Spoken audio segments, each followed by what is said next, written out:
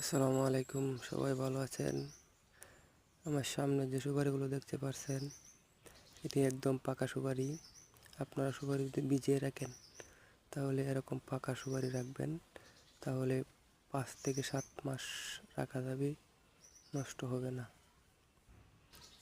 আর সবচেয়ে বড় বড় সুপারিগুলো আলাদা করে রাখবেন, তাহলে দাম পাবেন।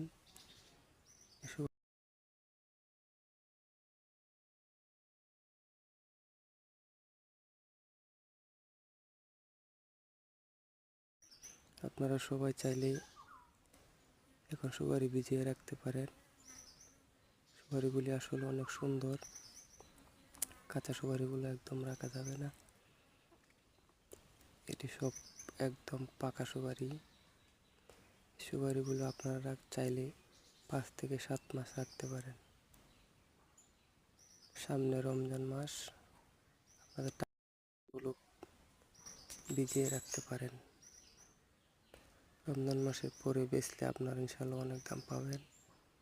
তাই আপনারা সবাই যারা সুপারি ব্যবসা করেন, সুপারি স্টক করে রাখবেন।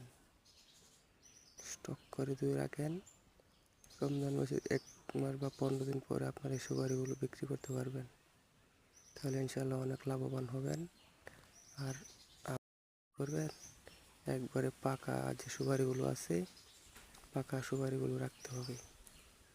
পাকা সুপারি না রাখলে নষ্ট হয়ে যাবে, এবং আপনারা পরে বলবেন কেন নষ্ট হয়ে গেছে। যে এরকম পাকা পাকা সুপারি, একবারে পাকা সুপারিগুলো রাখতে হবে। এরকম যে দেখতে পাচ্ছেন, এখানে কোনো কাঁচা সুপারি নেই, সব সুপারিগুলো এখানে পাকা।